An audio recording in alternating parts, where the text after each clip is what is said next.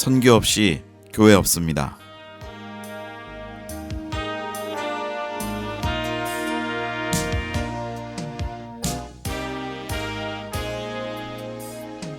예, 안녕하셨습니까? 선교지에서 오늘도 복음을 위해서 수고하시는 모든 선교사님들, 또 선교에 관심 있고 또 후원하고 함께 동역하시는 모든 성도님들, 다시 한번 주님의 이름으로 문안드립니다.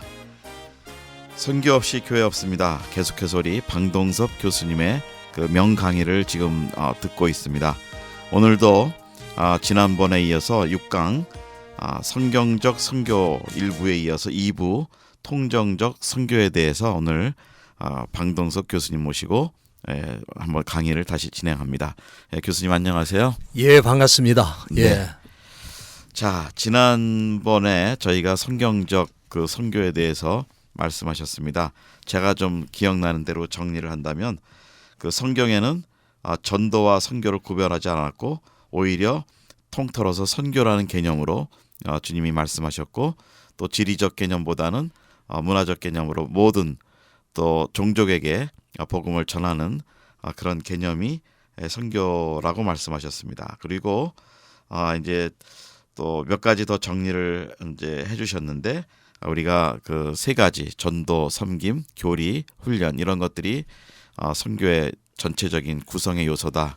그래서 어느 하나만 지나치게 강조하는 것도 아니고, 또 전도라는 개념이 굳이 선교라는 단어와 구별이 되지 않아도 된다.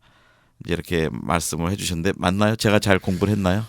예, 대충 정확하게 말씀드렸고요. 사실은 이 선교라는 단어도 성경에 나오는 건 아닙니다. 네.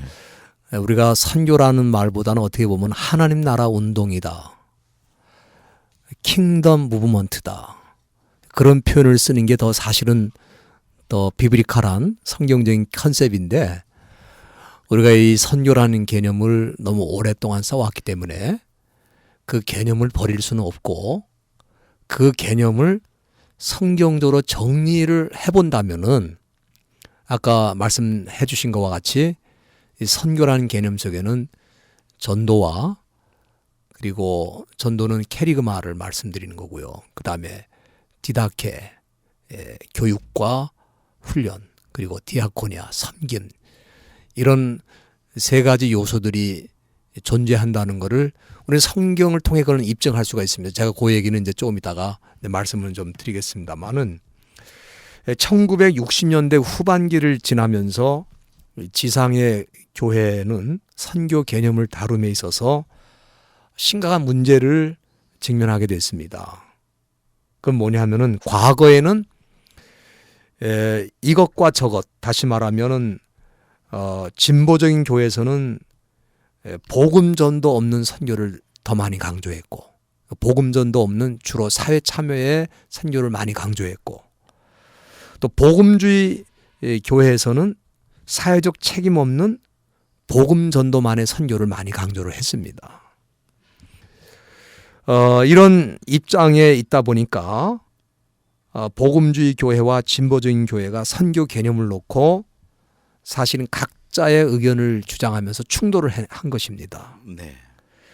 그래서 이 그 복음주의 교회는 주로 이 복음 전도를 통한 개종이 선교라는 컨셉을 가졌고, 진보주의자들은 이걸 강하게 공격하면서 사회적 책임을 강조하고, 사회적 약자들이 악한 자의 손에서 벗어나는 것이 선교다 하는 쪽으로 많이 방향을 잡았습니다. 네. 그런데 이게 20세기 후반에 들어오면서 복음주의 교회가 새로운 선교 방향을 모색한 거죠. 그게 뭐냐면 1974년에 142명의 전 세계 복음주의자들이 로잔 선교대회를 통해서 이 입장을 정리하면서 복음 전도와 사회적 책임은 양자가 모두 그리스도인의 책무다.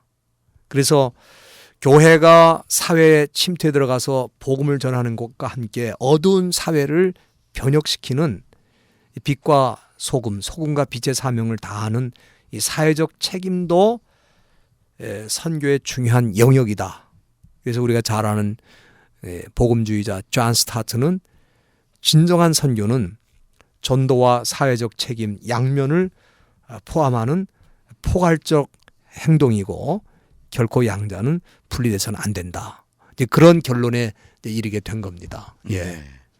자, 여기 이제 전도 사회적 책임 이 두 가지를 이제 포괄적으로 하는 것이 선교의 개념이라고 이제 로잔대에서 다시 정의를 해줬는데 예. 저는 여기에 아까 그 티칭 쪽에 제자 훈련 예. 쪽으로도 말씀을 좀 예. 처음에 해주셨는데 예. 요거를 조금 제가 좀 다른 쪽의 방향으로 좀 한번 질문을 좀 드려보겠습니다. 예. 지금 현대에서 교회들이 많이 주장하고 있는 게 이제 제자 훈련 하나의 제도를 가지고 예. 뭐 한 3년 코스를 한다든지 예. 그러면서 이 제자 훈련 코스가 되면 교회에 중직이 되거나 다락방 순장이 되거나 그룹장이 되거나 구역장이 되거나 이제 이런 개념들이 있는데요.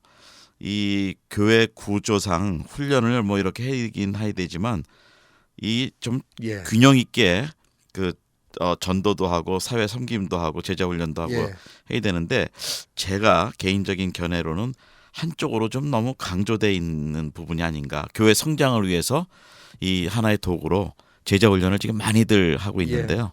이거 어떻게 보시는지요? 굉장히 중요한 질문이고요. 우리가 꼭 답을 해야 되는 질문이라고 저는 생각하는데 아까 말씀드린 대로 로잔 컨그레스, 로잔 선교 대회 때 이 복음 선포와 사회적 책임을 다하는 이 양면이 선교의 중요한 요소로 영역으로 자리 잡는 부분까지는 정리를 했습니다. 근데 제가 한 가지 아쉬웠던 게 뭐냐면은 이 성경에 나타나는 이 선교의 중요한 개념 중에 하나인 이 디다케, 이 제자 훈련 또는 소위 그 양육 사역에 대한 부분을 선교의 중요한 영역으로 깊이 인식을 못한 부분이 있었다는 겁니다. 네. 그렇게 이 신학적으로 성경적으로 정리가 안 되다 보니까 소위 그 전 세계에 20세기 후반에 들면서 제자훈련이라는 컨셉이 들어오기 시작했는데 그 제자훈련 컨셉이 잘못 들어오기 시작한 거예요. 그게 뭐냐면은 교회 성장의 한 수단으로 교회 제자 훈련이 들어왔고요. 또는 교회 조직을 만드는 수단으로서의 제자 훈련이 들어왔는데 그것은 제가 마태복음이나 이 신구약 성경 전체를 놓고 제자훈련 컨셉을 정리해 본 결과에 의하면은 그런 성경이 서포트하는 지지해주는 제자훈련의 개념이 아니거든요. 그러니까 예수님의 그 제자훈련의 그 개념은 굉장히 중요한 게 뭐냐면은 선교하는 제자입니다. 네. 그러니까 교회 안에 머물게 하고 교회라는 제도 안에 어떤 도구로 쓰임 받는 조금 이렇게 말하면 어떨지 모르겠습니다만 담임 목사님의 어떤 그 입장을 지지해주고 또 담임 목사님의 어떤 그 목회를 서포트해주는 어떤 세력으로서의 그 어떤 친위 부대 같은 그런 제자훈련의 컨셉은 성경에 나오지도 않는 개념이고요. 그건 제자훈련이라는 말을 쓰면 안 됩니다. 그거는 소위 교회 조직이라는 말을 써서 조직을 강화하기 위해서 어떤 특별한 인적 자원들을 활용한다. 그거는 뭐 말할 수 있겠지만 제자훈련이라는 거는 성경에 예수님이 쓰신 제자훈련은 뭐냐면 세상에 들어가서 세상을 변혁시키는 또는 더 정확하게 말하면은 사회적 책임과 복음 전도라고 하는 이 부분을 다 자기 삶의 현장에서 실천해 가면서 자기처럼 또 그런 일을 해낼 수 있는 사람들을 키워내는 그것이 제자훈련의 사실 핵심입니다. 네. 예.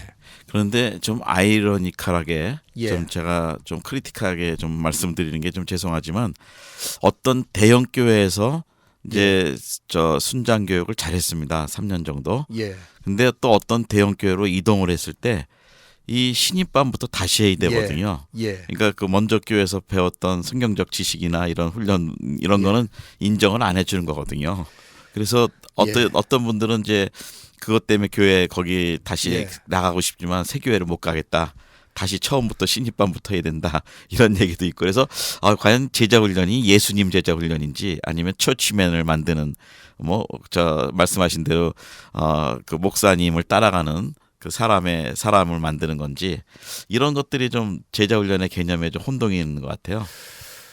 저도 그 참 어떻게 보면은 목회자의 한 사람으로 유혹을 받는 부분이 있습니다. 뭐냐 하면은 나를 지지하는 세력을 교회 안에 많이 키우는 것이 목회라고 하는 차원에서 볼 때는 유리하다.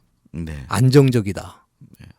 왜냐하면 교회라는 데는 이 의견이 다양하게 충돌될 수가 있는데 거기서 목사님을 확실하게 지지하는 세력이 있다면은 목사님이 자기 마음껏 어떤 목회 철학을 펴나갈 수 있는 것은 사실입니다. 근데 그게 바로 예수님 말하는 교회와 제자 훈련하고 거리가 먼 거죠. 예수님은 교회라는 조직을 그 유지하기 위해서 제자 훈련을 키운 게 아닙니다. 제자 훈련 하신 게 아니거든요. 네. 세상을 어떻게 변화시킬 것인가? 세상을 어떻게 뚫고 들어갈 것인가?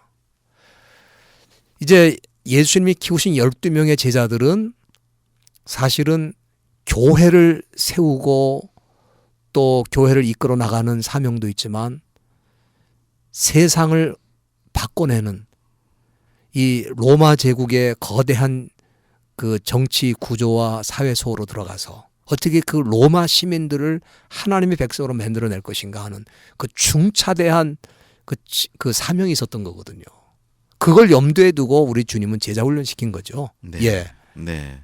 자, 그렇다면 이제 그 통전적 선교라는 관점에서 본다면 이 제자 훈련이라는 것이 아까 로잔에서는 그게 좀 덜 언급이 됐다고 아쉽다고 말씀하셨는데 그럼 현재 교회에서 이 통전적 선교라는 개념을 정말 교회 안에 가지고 들어오면서 또 선교해야 되는데 이 제자 훈련도 그런 선교가 반드시 제자 훈련 과정에 들어가야 제자 훈련의 목적이 되는 것이 아닌가 그런 생각이 드네요. 그렇습니다. 그 사실은 이 통전적 선교 우리 영어로 홀리스틱 미션이라고 그러는데 이 통전적이라는 거는 빠진 게 없다.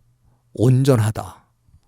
이제 그런 의미지 않습니까? 근데 이런 통전적 선교 아까 통전적 선교는 세 가지 요소가 있다고 말씀드렸는데 케리그마 그다음에 디아코니아 그다음에 선교의 마침표로서의 디다케 이 세 가지 요소를 인클루시브 포함하고 있는데 이 선교가 과연 어디서 나왔느냐? 저는 성경에서 나왔고 이것이 예수님의 선교로부터 흘러나왔다. 자, 그 증거를 좀 말씀드리면은 우리가 잘 아는 대로 마태복음 4장 23절을 보면은 예수님께서 온 갈릴리에 두루 다니사 저희 회당에서 가르치시며 천국 복음을 전파하시며 백성 중에 모든 병과 모든 약한 것을 고쳤다. 이게 예수님의 그 초기 사역에 대한 summary statement, 요약 진술이거든요. 네. 그러니까 예수님의 초기 사역을 마태가 요약할 때 예수님은 이런 선교를 했다는 거예요. 근데 여기 이 말씀 보면은 이 진술에 보면은 세 가지 중요한 요소가 나타납니다. 예수님의 선교, 지저스 미션, 이 예수님의 선교는 어떤 요소가 있었느냐? 첫째는 온 갈릴리에 두루 다니사 회당에서 가르치시며 이 가르쳤다는 게 바로 디다케입니다. 가르치시며 그 다음에 천국 복음을 전파하시며 요게 캐리그마입니다. 요게 복음 전도입니다. 선포입니다. 그 다음에 세 번째 백성 중에 모든 병과 모든 약한 것을 고쳤다. 이게 섬김이거든요. 이게 사회의 그늘에 또는 사회적으로 소외되어 있는 사람들을 우리 주님이 돌보시고 그들의 부족한 것과 연약한 것을 케어해 주시고 치료해 주시는 부분이거든요. 그러니까 예수님의 그 초기 사역은 결국 이 세 가지예요. 가르치시고 그 다음에 선포하시고 그 다음에 약한 것을 섬기시고 요게 킹덤 미니스트리, 킹덤 무브먼트, 이 하나님 나라 운동의 세 가지 중요한 사역의 차원이거든요. 근데 우리가 이 마태복음을 쭉 연구해 보면 아시겠지만은 조금 흘러나가면요. 마태복음 9장 35절에 이 마태복음 4장 23절에 그 예수님의 초기 사역을 진술했던 그 내용과 똑같은 내용이 반복이 됩니다. 그건 예수님의 중간기, 중간 사역에 대한 요약 진술이거든요. 거기도 똑같이 예수님께서 온 갈릴리에 다니사 가르치시고 전파하시고 약한 것을 고쳤다. 그렇게 돼 있거든요. 그러니까 예수님의 초기 사역이 체인지, 변화가 없이 그대로 진행되고 있었던 것을 볼 수가 있습니다. 그리고 이제 마태복음 28장 19절 20절 가면 우리가 잘 아는 The Great Commission, 선교 위임령, 대위임령이 나오는데 거기는 예수님의 선교 사역의 컨클루전, 그 결론으로서 선교의 마무리가 뭐냐 하는 것을 말씀하거든요. 선교의 마무리는 모든 족속으로 제자를 삼는 거다. 그러면은 이 제자가 뭐냐? 제자는 교회 안에서 교회라는 조직과 체계를 유지하는 사람, 그런 사람이 제자가 아니라 모든 민족으로 나가서 모든 민족으로 제자를 삼는 사람이 제자다. 그러면 제자를 삼는다는 건 뭐냐? 예수님처럼 말씀을 선포하고 예수님처럼 누군가를 섬기고 예수님처럼 누군가를 제자로 만들어서 세상에 보내는 사람이 제자다. 그게 예수님 선교의 컨클루전이거든요. 그러니까 아무리 우리가 복음 선포를 열심히 하고 또 이런 사회적 약자들을 섬기고 보살피는 일을 많이 했어도 만약에 예수님처럼 이렇게 복음을 전하고 누군가를 섬기는 사람, 그 선교사처럼 누군가에게 복음을 전하고 누군가를 섬기는 그런 사람을 키워내지 못했다면 선교의 마침표는 없는 거예요. 네. 그분은 선교지에서 돌아오시면 안 됩니다. 왜냐하면 선교가 아직 완성이 안 됐기 때문에. 네. 나처럼 누군가가 그 선교 사역을 이어갈 수 있다면 복음을 선명하게 선포하고 누군가 약한 사람을 보살피고 그 다음에 자기처럼 누군가를 제자로 키워내는 일을 하는 사람이 그곳에 있다면 그 사람은 그 선교, 그 지역의 선교는 마무리했기 때문에 다른 지역으로 갈 수 있어요. 네. 그래서 이 사역이 예수님에게 흘러나온 겁니다. 이게 성경적 선교거든요. 그러니까 선교라는 말은 없어도 사실은 선교가 뭘 하냐 할 때 이 세 가지를 하는 것이고 선교라는 말을 다르게 표현하면 그건 하나님 나라 운동이고 그건 킹덤 미니스트리, 하나님 나라의 사역입니다. 네. 네. 자, 그러면 이제 분명히 제가 드렸던 질문으로 조금 다시 제가 예. 제 스스로 좀 결론을 좀 예. 한번 본다면 이 재생산 없는, 특히 선교적인 재생산 없는 제자 훈련은 그거는 엄밀하게 얘기하면 성경에서 말하는 디다케 사역은 아니네요. 제자 훈련하고 말 붙이면 안 됩니다. 그거는 네. 제자 훈련이 아닙니다. 그냥 조직 훈련, 네. 예, 요원 훈련은 될 수 있어도 거기다 제자라는 말을 쓰면 안 돼요. 네. 사실은요. 차라리 그러면은 뭐 네. 선교가 들어가지 않으면 제자 훈련이라는 얘기를 안 하는 게 낫겠군요. 세상으로 엄밀하게 얘기하면. 그러니까 네. 교회가 제자 훈련 시키는 유일한 이유는 예수님처럼 작은 예수를 만들어서 세상으로 보내가지고 세상의 한복판에서 세상을 바꿔내는 사람들, 소금과 빛의 역할을 하는. 그래서 이 산상수훈의 말씀이요, 제자 훈련 교과서입니다. 이 소금과 빛이 되라는 게 제자 훈련의 키워드거든요. 그러니까 사실은 제가 이런 말까지 어떤 때는 쓰고 있어요. 교회는 신앙생활을 하는 곳이 아니다. 신앙생활은 세상에 들어가서 하라는 거죠. 근데 우리가 대부분 제자의 삶, 또 신앙생활을 교회 안에서 다 끝내버리고 네. 세상에 들어가서는 제자도 아니고 또 하나님의 백성도 아닌 것처럼 살다가 그냥 주일 되면 또 종교적인 습관으로 형식을 따라 교회 와서 또 그 교회 안에서 제자 훈련을 하고 제자로서의 삶을 사는 거거든요. 그게 아닙니다. 우리 예수님은 나가서 세상 속에서 제자가 되라는 거죠. 예. 네. 그러니까 통전적 선교의 삶이라는 거는 현장에 나가서 삶의 현장에서 섬기고 예. 영향력을 가지고 섬기고 또 전도하고 선포하고 그다음에 이제 자기 자신이 제자로서의 또 재생산을 할 수 있는 다른 사람을 예수 그리스도를 따라갈 수 있도록 예. 만들어주는 거. 이것이 결국은 통전적 선교라고 볼 수 있겠군요. 사실 성령님이 이 땅에 오신 목표도 바로 이런 통전적 선교가 가능하도록 하기 위해서 오신 거거든요. 우리가 누가복음에 보면은 그 누가복음 4장에 예수님의 그 나사렛 선언문이 나오는데 네.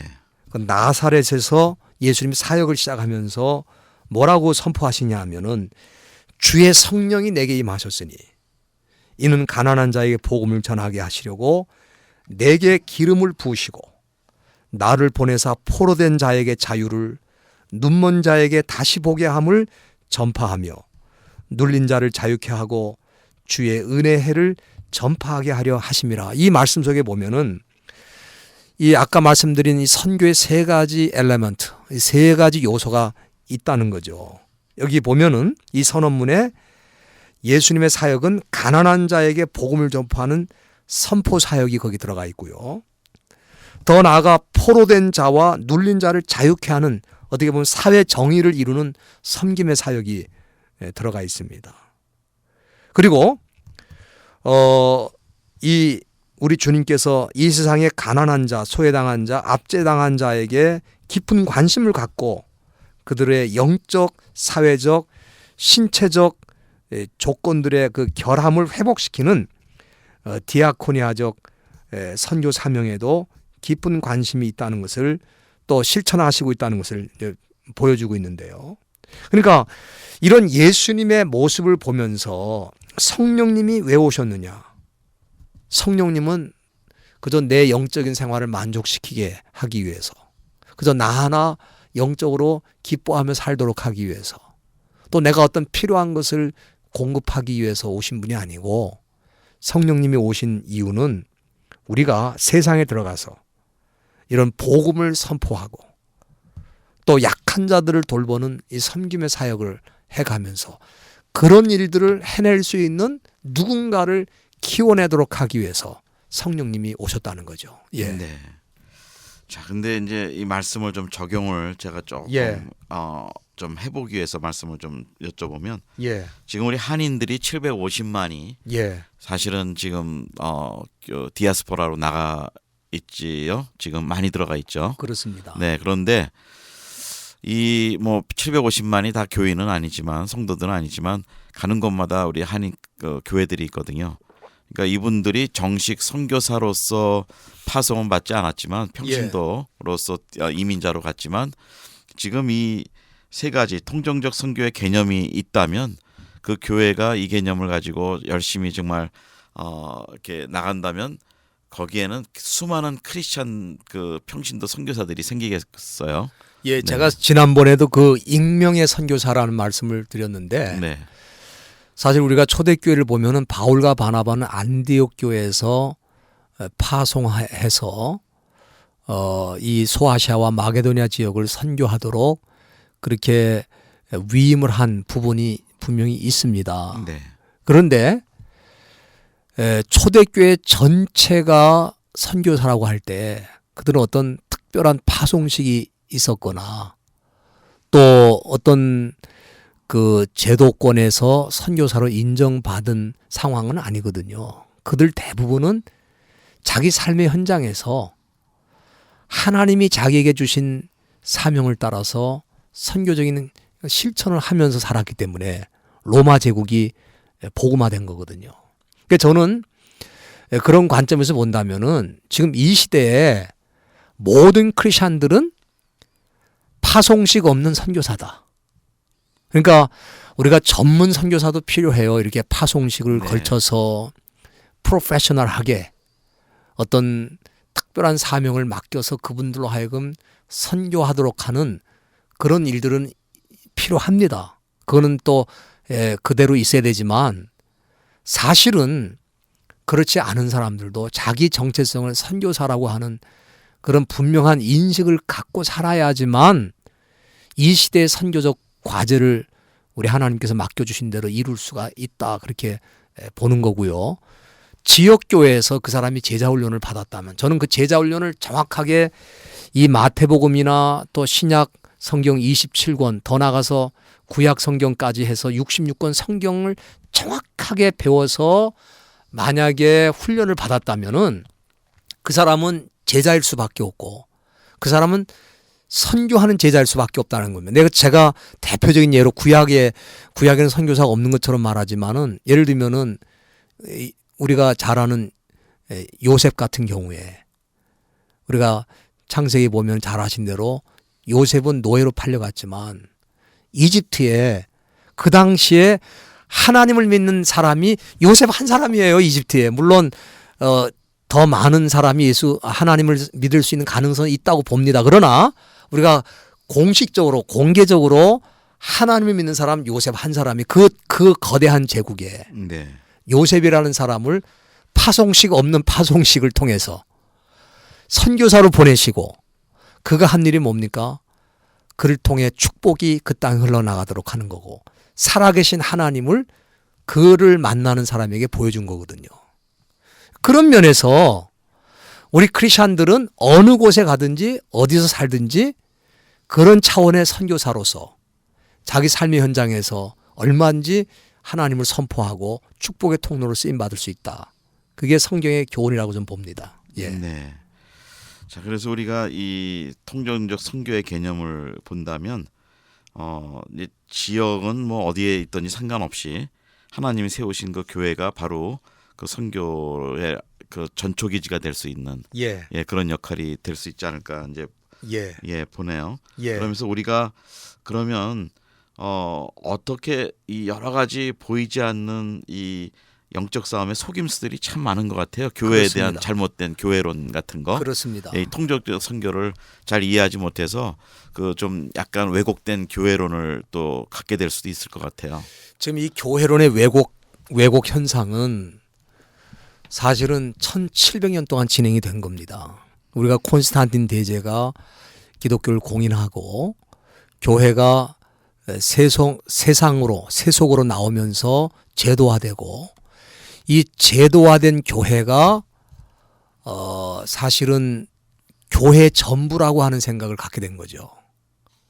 그래서 교회 그러면 교직 제도가 있고 또 교회 그러면은 사람들이 어떤 외형적인 건물과 어떤 조직의 형태를 많이 생각하고 보이지 않는 교회. 우리가 이제 그 일반적으로 깊이 생각하지 못하고 놓치는 부분이 바로 그거거든요. 비저블 처치, 보이는 교회 안에 인비저블리티, 보이지 않는 교회가 존재하고 있다는 사실이거든요. 우리가 이거하고 똑같거든요. 우리가 사람의 생명이라고 하는 것은 육체와 영혼의 결합이거든요. 영혼은 보이지 않거든요. 근데 영혼이 떠나면 육체만 가지고는 생명이라고 할 수가 없는 겁니다. 그래서 우리가 죽음은 영과 육의 분리로 생각하잖아요. 근데 사실 교회가 보이는 조직과 질서, 보이는 어떤 시스템은 완벽해지고 있어요. 점점점 더 완벽해집니다. 왜냐하면은 당시 그 초대교회는 조직이라는 게 거의 없었어요. 네. 그러나 로마 제국 사회에 들어오면서 로마 제국의 어떤 정치적인 시스템을 본받아서 제도가 점점 정착이 된 거거든요. 그리고 지금은 21세기에 들어와서는 점점 세상의 어떤 단체나 또 어떤 조직의 이론들이 교회 안에 들어와 가지고 이 교회라는 조직을 관리하고 유지하기 위해서는 어떤 시스템으로 가야 되느냐 하는 이 원리들을 성경에서 가져오질 않고 세상에서 조직 이론을 갖고 오거든요. 네. 제자 훈련도 말은 제자 훈련인데 거기에 영적인 컨셉은 빠지고 사실은 조직을 관리하는 형태로 남아 있으면서 그냥 성형 공부라든지 그냥 뭐 그런 건 합니다. 그러나 실질적으로는 그런 내용이거든요. 그러니까 이거를 빨리 극복해야 되는 게 뭐냐면은 우리 예수님의 그 제자 훈련을 보면은 예수님은 어떤 조직을 갖고 무슨 일을 하지를 않으셨어요.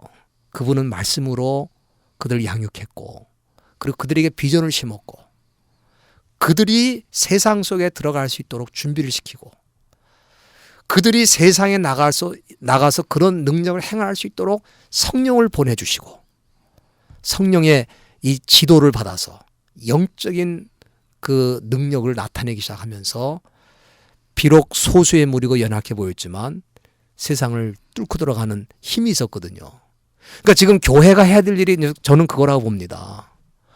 그러니까 사실 아까 말씀드린 어느 교회에서 모든 훈련을 받고 장로님까지 다 된 분이 다른 교회 옮기면 또 기초부터 다시 배워가지고 그 교회 교인 되는 그 교회 조직의 구성원이 되는 과정을 지금 이수하는 거거든요. 네. 그러니까 이게 조직 이론입니다. 우리 교회는 당신네 교회 조직과는 다르기 때문에 우리 조직의 이론이 되려면 이런 과정을 거쳐라.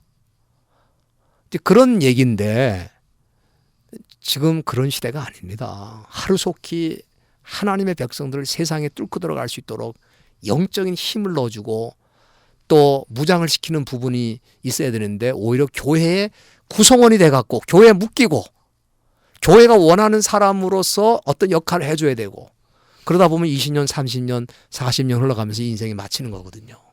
네. 좀 심각한 문제입니다. 예. 네. 또 하나는 이제 교인들도 그런 생각이 예. 있는 것 같아요. 이제 어느 교회에 가면은 내가 최소한 어떤 책임 있는 자리를 올라가야 되고 또 교회 안에서 그런 걸 또 봉사라고 생각해서 열심히 예. 해야 되기 때문에 보이지 않는 그것이 교회 안에 목적이 있는 것 같아요. 세상 예. 열방에 나가서 복음 예. 전하는 것보다 예. 교회에서 내가 어느 부서의 부서장으로 예. 좀 책임자로 하면 제일 잘 섬기는 거다. 이런 예. 개념이 많이 있는 것 같습니다. 그게 어떻게 보면 한국 교회 독특한 문화인데요. 그 문화가 어디서 왔느냐 하면 유교에서 온 겁니다. 유교의 가장 중요한 게 뭐냐면 입신양명이거든요. 네.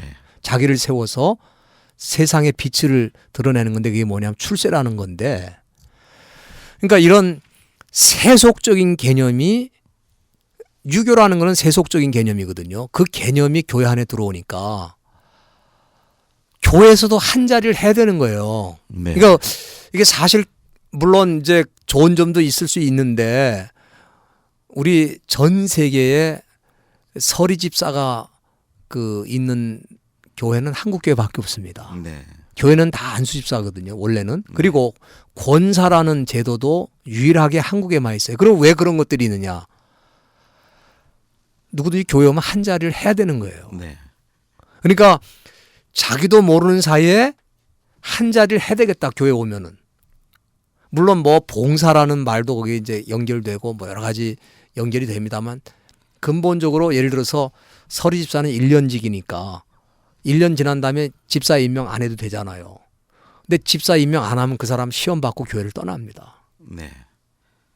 왜냐하면 나를 인정하지 않는다 그렇게 생각하는 거거든요.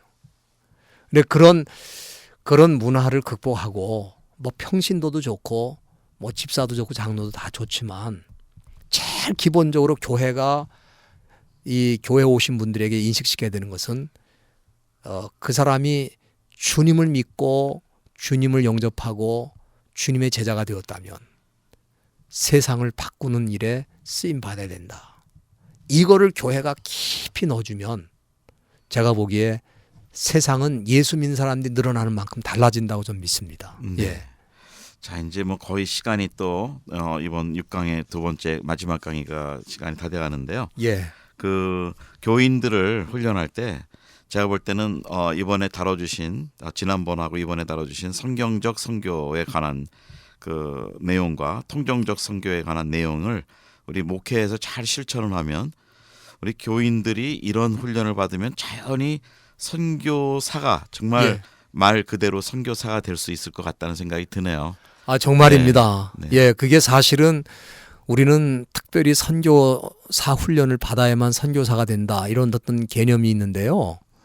사실 선교사 훈련 뭐 6주 또는 1년 받아서 선교사 되는 건 아니고요. 이미 교회 일상생활에서 예배를 통해서 성경 공부를 통해서 기도 훈련을 통해서 교회 삶 자체가 이미 세상 속으로 내보내는 준비를 하는 겁니다. 그래서 저는 정확하게 말씀드리면 주일날 우리가 교회 와서 예배를 드리고 훈련을 받은 다음에는 그다음에 교회는 더 이상 어느 특정한 지역에 있는 게 아니고 그 교회는 세상으로 들어가는 겁니다. 그래서 모이는 교회와 흩어지는 교회가 이게 아주 좋은 그 유기체적 연결성을 가져야 되는데 우리가 모이는 교회는 예배와 훈련입니다. 흩어지는 교회는 선교입니다. 그래서 흩어지는 교회로서 존재하는 방식이 뭐냐면 세상 속에서 선교거든요. 이런 교회관에 대해서 분명한 인식이 없고 교회 그럼 어떤 조직, 모이는 교회, 교회 와서 어떤 직분을 받고 직분을 받았으니까 재직해 들어가고 장로가 됐으니까 당에 들어가고 어떤 이 조직의 한 구성원이 되고 일부가 되는 것을 교회 생활이라고 그러고 그것이 교회가 존재하는 어떤 방향성이 되고 이러면은 점점 역사가 흘러갈수록 점점 세상은 세속화되고 예수 믿는 사람 숫자는 점점 마이너리티가 되는 겁니다. 그러니까 1700년 동안 그렇게 해왔기 때문에 지금 현재 21세기에 크리스찬들은 마이너리티가 됐고 지금 회교는 1300년 만에 20억 인구를 확보했는데 기독교는 지금 정말 정확하게 믿는 사람이 5억으로 줄어드는 네. 이런 현실을 우리가 보고 있는 겁니다. 예. 네. 자 이제 또 그러면 뭐 거의 마무리를 좀 해야 되는데요. 좀 적용하는 부분에서 지금 있는 로컬 교회들이 그 자기가 있는 지역에서 예. 그 선교를 행한다면 그 지금 말씀하신 대로 그 자꾸 교회 안에 끌어들이는 프로그램, 그래갖고 예. 교회 안에 머물게 하고 예. 뭐 주일날 가면 하루 종일 이 프로그램 예. 저 프로그램 때문에 예. 머무르는데 예. 그러지 말고 나가는 프로그램, 흩어지는 프로그램으로 좀 해서 이 교회 주위 당장 교회가 속해 있는 그 커뮤니티가 우리 교회의 선교지다라고 생각해서 좀 그런 프로그램을 뭐 프로그램이란 자체가 또 말이 이상하지만 그런 방향으로 목회를 좀 끌고 나가야 되지 않을까 좀 생각이 드네요. 제가 보기에는 주일날 그 하루 동안에 예배도 드리고 교육도 받고 선교 사역도 하고 이건 너무 벅찹니다. 네. 저는 제가 생각하는 거는 그게 아니고요. 주일날에는 예배를 드리고 교육을 받고 주일날에는 될 수 있으면 가정으로 성도들을 돌려보내서 가정에서 아버지가 영적 제사장으로 자녀들을 챙기고 영적으로 보살피고 같이 식사하면서 교제하고 왜냐하면은 지금 사실 그 주일날 겨우 자녀들을 만나는데 그나마도 주일날 이상가족이 되는 거예요. 왜냐하면 부모들이 교회 가서 하루 종일 살아버리니까 같이 밥 먹을 찬스도 없는 거예요. 그러니까 오히려 주일날에는 프로그램을 더 심플하게 하고 회의도 주일날 하면 안 됩니다. 가능하면 주일날 예배드리고 교육받는 프로그램을 하고 그다음에 일찍 교회에서 집으로 돌려보내가지고 식구들과 함께 식탁을 마주하고 가정 목회를 통해서 가정이 선교 공동체로 회복되도록 하는 일에 해야 되고요. 주중에 흩어진 교회로서 믿는 사람들이 자기 일터에서 또 자기 삶의 현장에서 이웃과 함께 그리고 조금 확대가 되면은 믿는 사람들이 그룹을 만들어서 기관을 방문하거나 토요일 날 같은 경우에 혹시 시간을 내서 이웃을 돌아보는 일들을 같이 하거나 또는 사실 여기 미국 같은 경우는 우리 믿는 사람들이 거의 다양한 나라의 140개 이상의 나라의 민족을 만나고 있기 때문에 우리가 그들하고 조금만 더 관심 갖고 대하면은 선교의 문이 열리지 않는가. 그래서 주일날 오면은 그런 보고들을 해줘야 되는 겁니다. 우리 크리스찬들이 일주일 동안 삶에서 그런 만남이 있었고 그런 변화들이 있었고 내가 그분을 계속해서 이제 앞으로 키워가지고 선교할 수 있는 사람으로 한번 세워보고 싶다. 이런 보고들이 부딪히고 만나야 되는데 일주일 동안 돈 번 얘기와 뭐 참 이민생활에 어려운 얘기만 하고 서로 뭐 그렇게 하고 헤어지니까 네. 선교 공동체로서의 특성이 안 나타나고 있죠. 예. 네. 자 오늘도 우리 또 열강을 들었습니다. 오늘 방동석 교수님의 그 통전적 선교에 대해서 말씀을 나눴습니다. 우리 선교사님들 오늘도 힘내시고요. 또 그 지역에서 통전적 선교가 일어나시기를 기도합니다. 우리 방 교수님 수고하셨습니다. 안녕히 계십시오. 감사합니다. 안녕히 계세요. 예, 진행에는 김정한 선교사였습니다.